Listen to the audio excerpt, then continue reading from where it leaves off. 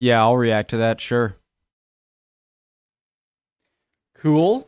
Hey guys, nobody recommended this one. I just saw it on the side YouTube video bar, and it looked really cool. How Queen Victoria's husband, Albert, right, averted the U.S.-British War in 1861. Wasn't that during the... when did the Civil War start? 1860 or American Civil War? 1861. So maybe this happened right before then. I don't know. My name's Connor. If you're new, original link to the video from the history chat, top of the description. Do a subscribe, a like. Let's learn. Brought Britain and the USA to the Trent Affair during the American Civil War. That is a familiar name. Trent Affair. Definitely something we learned about that I forget. The Trent Affair during the American Civil War brought Britain and the USA to the very brink of conflict.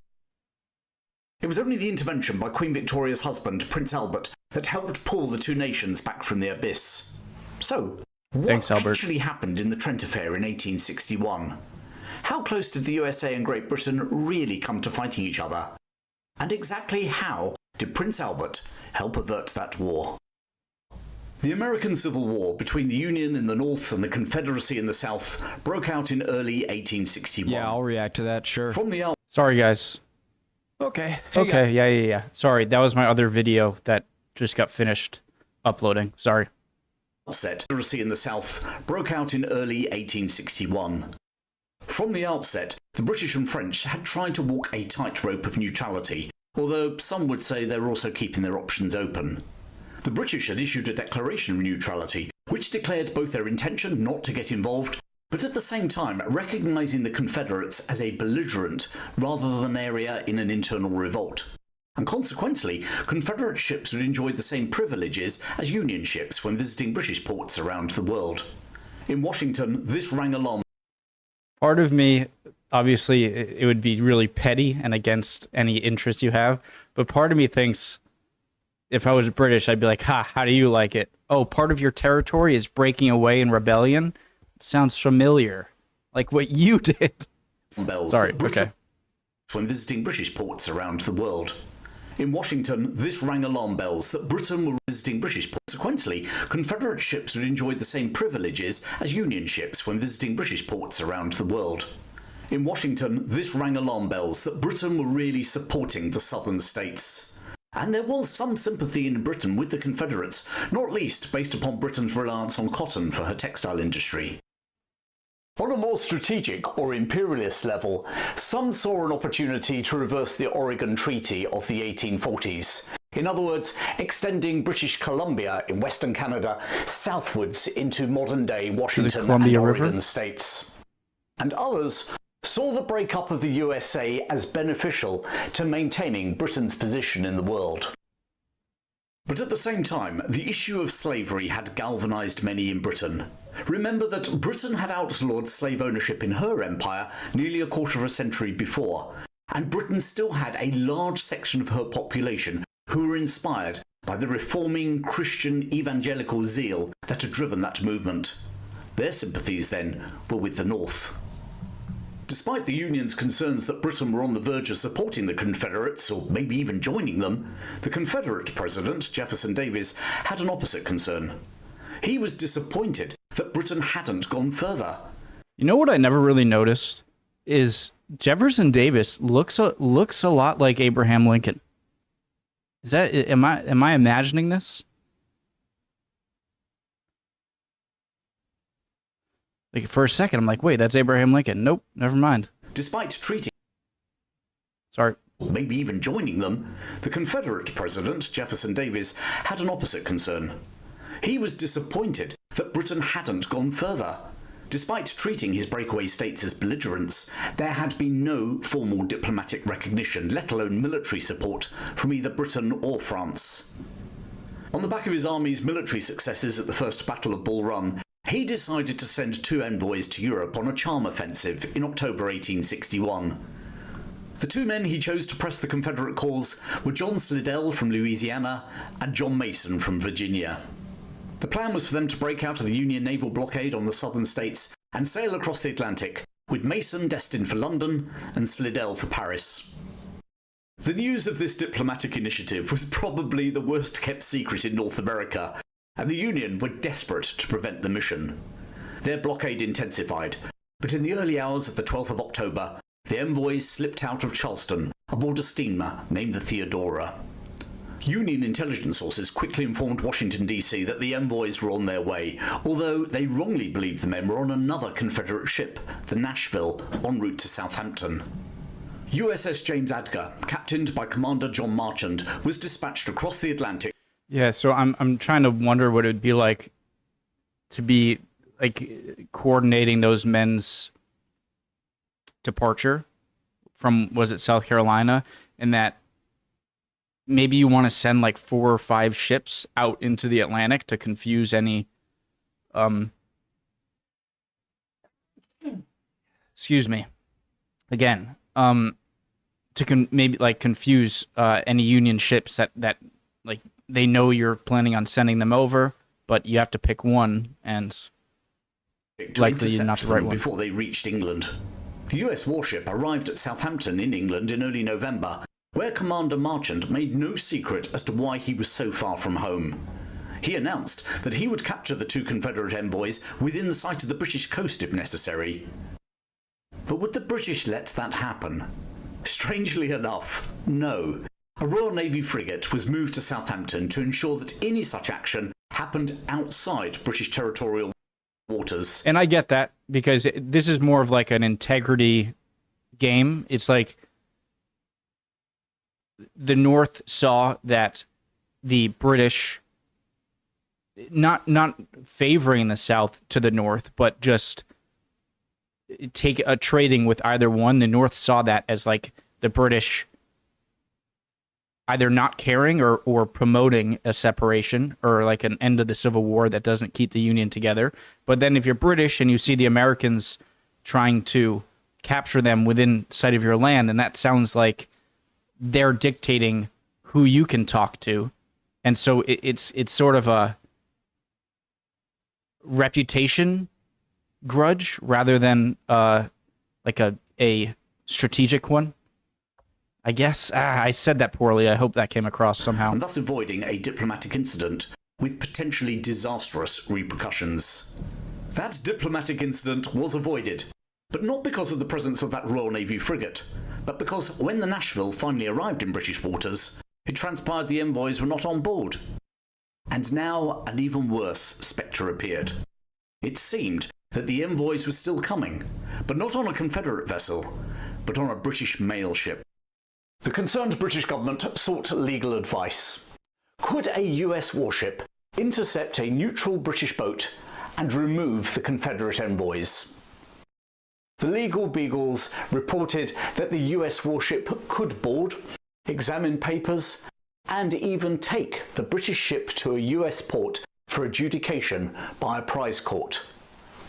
But the US had no right to remove anyone, even Confederates, from a neutral ship and then allow that ship to continue on its journey without them.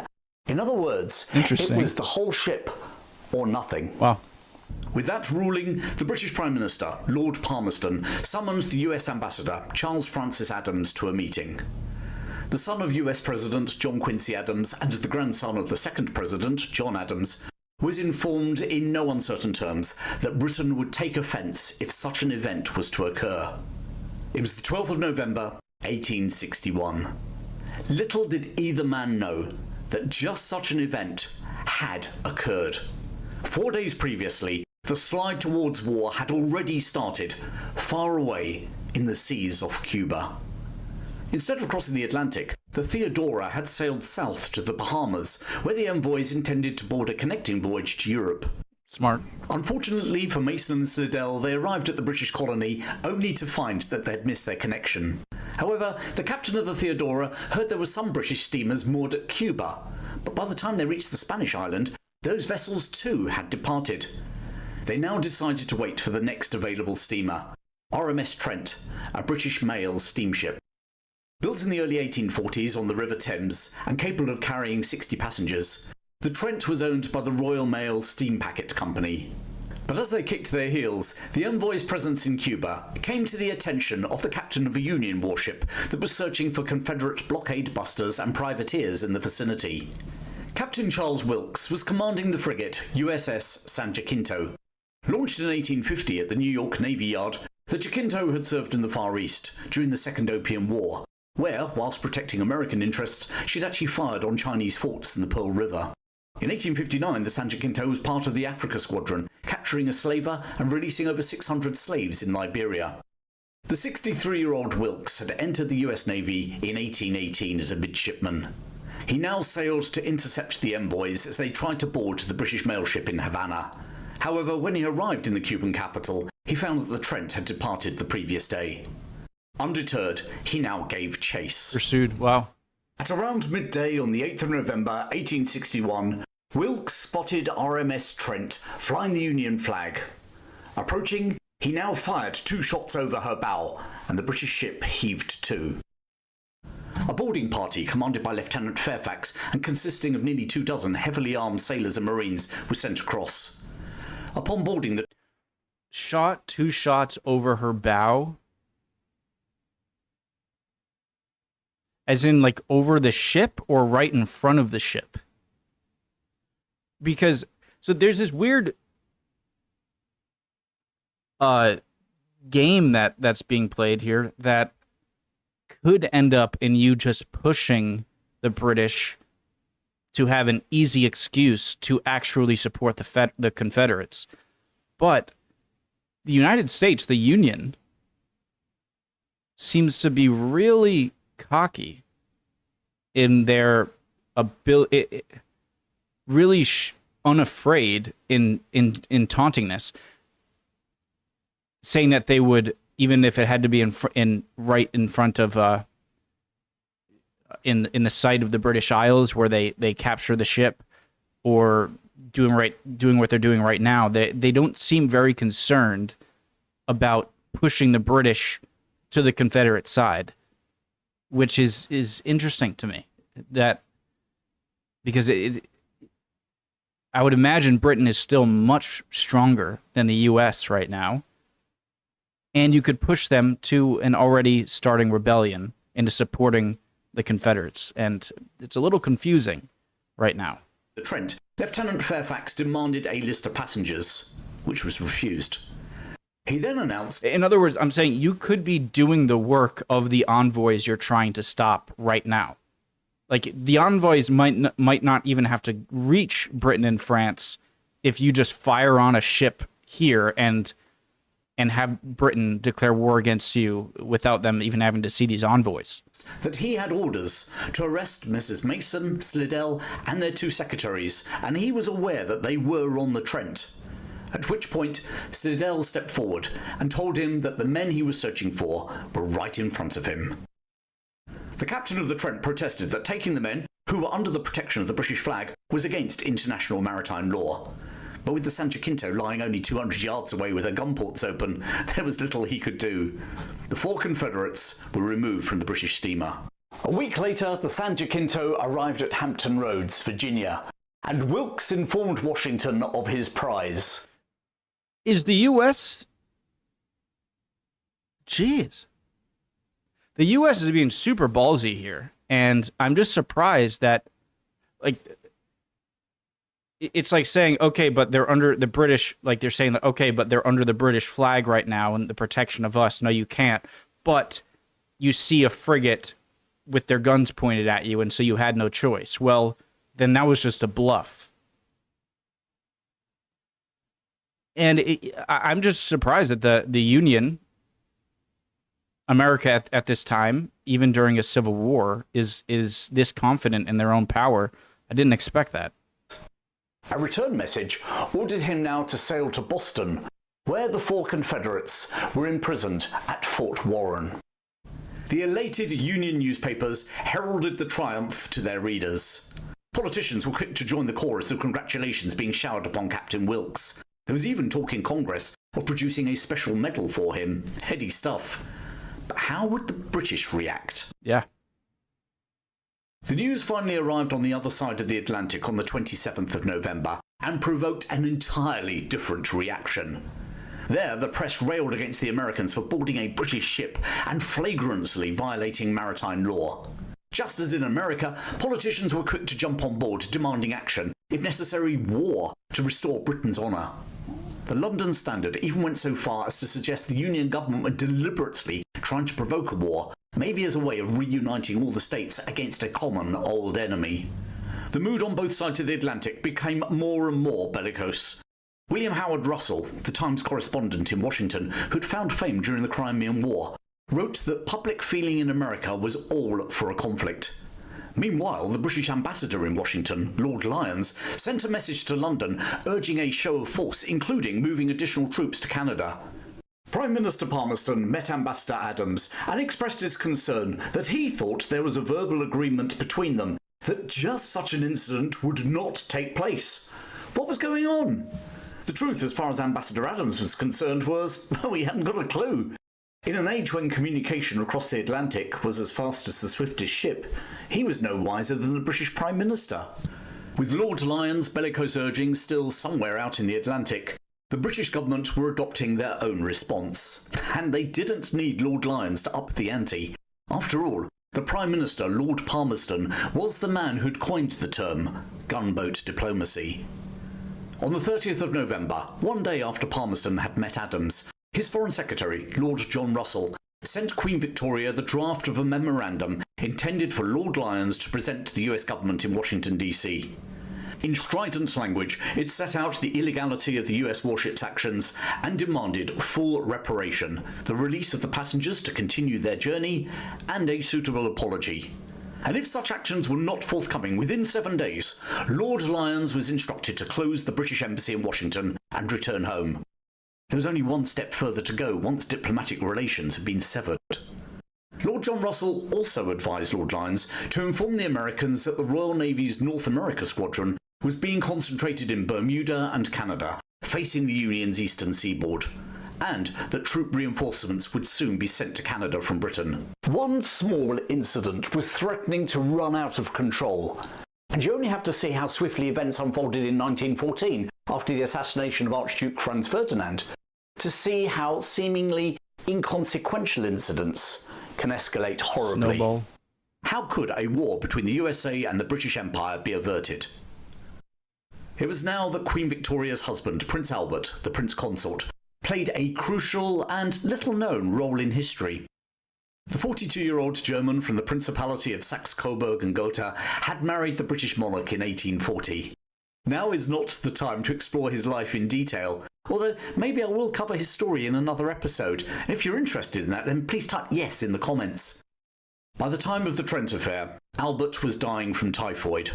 On Saturday the 30th of November, the very day his wife received that draft memorandum, the Prince Consort's condition took a turn for the worse. He'd hardly slept the previous night and complained of feeling cold and of pains in his stomach.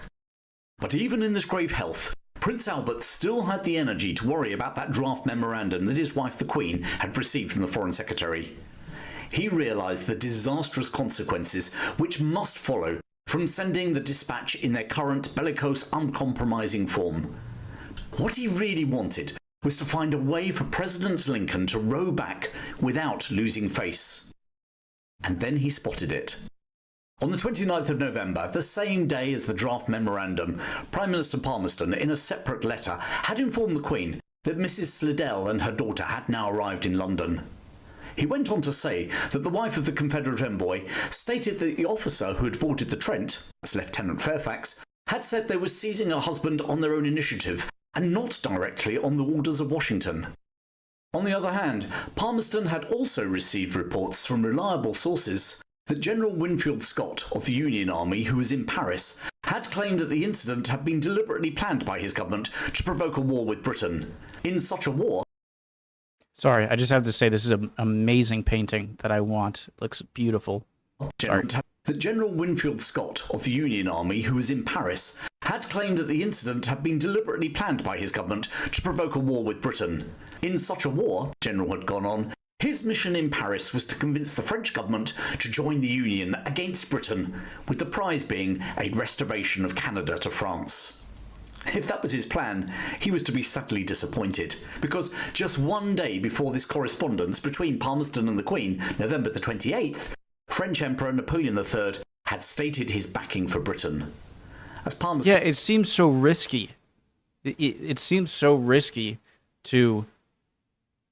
Again, when you're in the middle of a civil war, that's a crisis on its own without any additional crises added onto it, to try and provoke a war with Britain with the chance that France would then join you, and at the risk of them not joining you, and now you having to fight a Confederate with the backing of Britain, or maybe Britain and the Confederates, it just seems too risky. Riley observed, the government in Paris were probably thinking more about cotton. Even in peace times, it would seem risky, but yeah. Then French Emperor Napoleon III had stated his backing for Britain. As Palmerston Riley observed, the government in Paris were probably thinking more about cotton than about Canada. Nevertheless, it showed the strain and heightened, almost feverish tensions on both sides of the Atlantic. It really wouldn't take much for either nation to be nudged over the edge. However, Prince Albert was convinced that the Union did not want to open a war on a second front against the world superpower of the day, and he had spotted something in Mrs. Slidell's statement that could potentially defuse the situation. On Sunday the 1st of December, although desperately ill, he forced himself to his desk at 7 a.m, and then slowly, painfully, drafted a memorandum for the Queen to copy, in which she would suggest alterations to her Prime Minister to his dispatch to the British ambassador in Washington. By the time he finished, the exhausted Albert could hardly hold his pen. His suggested amendment read, "The Queen cannot help feeling that the main draft, that for communication to the American government, is somewhat meagre. She would like to have seen the expression of a hope that the American captain did not act under instructions, or if he did, that he misapprehended them. That the United States government must be fully aware that the British government would not allow its flag to be insulted, and the security of her mail communications to be placed in jeopardy. And Her Majesty's government are unwilling to believe that the United States government intended wantonly to put an insult upon this country and add to the many distressing complications by forcing a question of dispute upon us, and that we are therefore glad to believe that upon full consideration of the circumstances and of undoubted breach of international law, they would spontaneously offer such redress as alone can satisfy this country, v. the restoration of the unfortunate passengers with a suitable apology." In the margin of Albert's memo.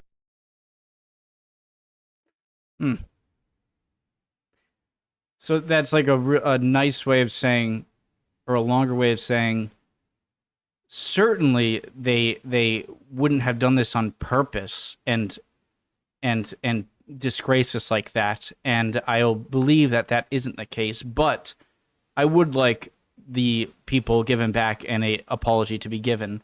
It's I don't know if it seems a little passive aggressive to me, which maybe that's its intention. Or maybe I'm just taking it as passive aggressive and it's just a nicer way of saying the same thing as before. You know, it's like trying to calm tensions and be like, rather than saying, you disgraced us, I hope you didn't mean to, give us an apology and those people back. It's saying, like, instead of me saying you disgrace us, it's like saying, I can't imagine that you would have wanted to do such a disgraceful act, and so I'm going to believe you didn't, but I would like an apology to save my own face, you know? But it does... It's an interesting way of putting that, which I guess is good, is you don't want to come across as too aggressive, but you don't want to come across as too weak. And so it's like, I'm not going to assume that you did something so disrespectful, but just give us an apology and the people back and let the people go, and it'll be all fine, you know?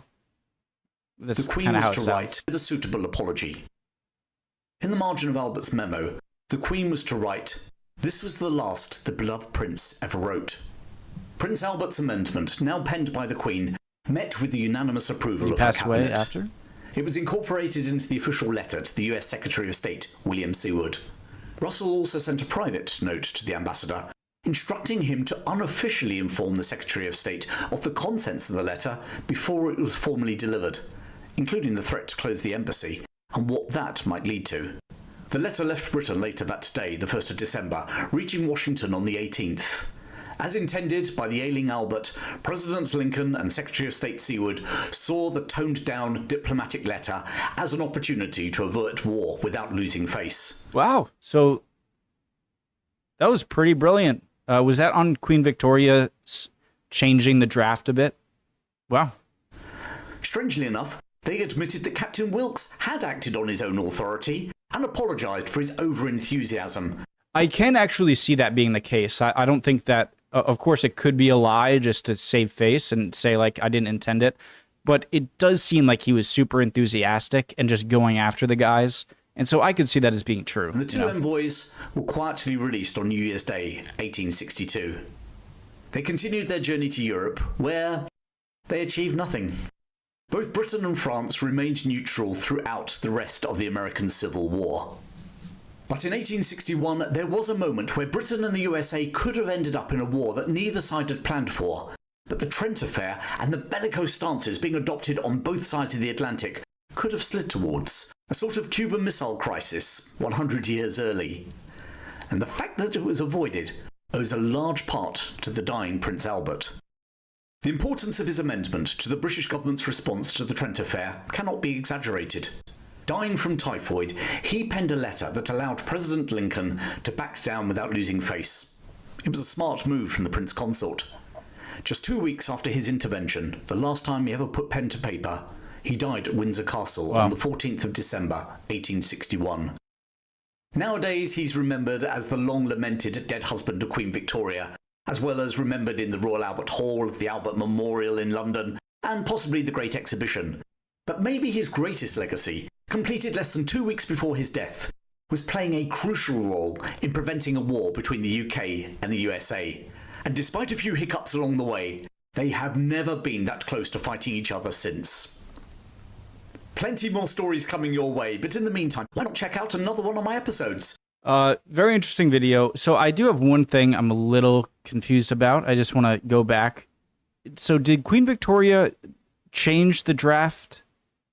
Alterations drafted a memorandum for the Queen to copy, in which she would suggest alterations to her Prime Minister to his dispatch to the British ambassador in Washington. By the time he finished, the exhausted dispatch to copy the 1st of December statement against the Washington, feeling that the main draft his time to her Prime Minister to his dispatch to the British ambassador in Washington. By the time he finished, the exhausted Albert could hardly hold his pen. His suggested amendment read, "The Queen cannot help feeling that the main draft, that for communication to the American government, is somewhat meagre.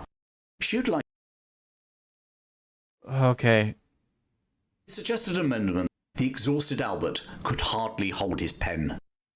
His suggested amendment read, "The Queen cannot help feeling that the main draft, that for communication to the American government, is somewhat meagre.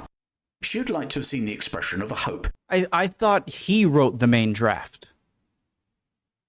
But he's... do you get my confusion here? I thought he wrote the main draft, but then he's making an amendment to his own main draft that says the Queen thinks this should be added. It's a little confusing. It's not super important, but it is a little frustrating. 28th, French Emperor Napoleon III had stated his backing for Britain. As Palmerston Riley observed, the government in Paris were probably thinking more about cotton than about Canada. Okay. Nevertheless, it showed the strain and heightened all... It's not important. I don't want it to get in the way of my closing statements here, okay? I have heard about the Trent Affair right when it was first spoken at the beginning of the video. My ears kind of perked up. That was a familiar thing, right? But I didn't know all of the things that I learned in this video. So it's a great video. And it's interesting how sometimes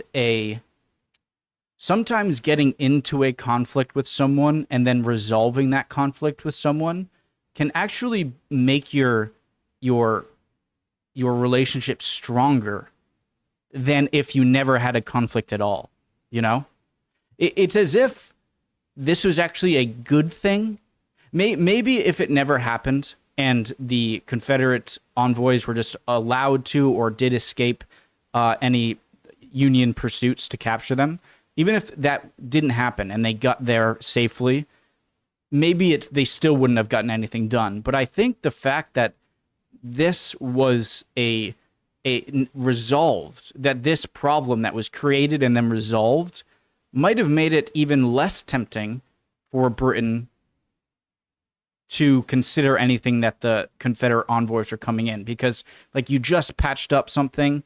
And I really do think that getting into an argument, a conflict, and then resolving that conflict in a reasonable manner, it can increase trust with someone even more so than if the conflict never started, you know, which might be a little counterintuitive, as in sometimes a relationship can get better if a conflict is started rather than never started. It doesn't really make much sense, but I think it is what happens. So very interesting video. Love y'all. Hope you're all doing well. Would appreciate any comments down below. If I said anything wrong, call me out. If you can answer any of my questions, we'll love it. You guys are awesome. See you guys next time. Hopefully we'll keep on learning. Bye, guys.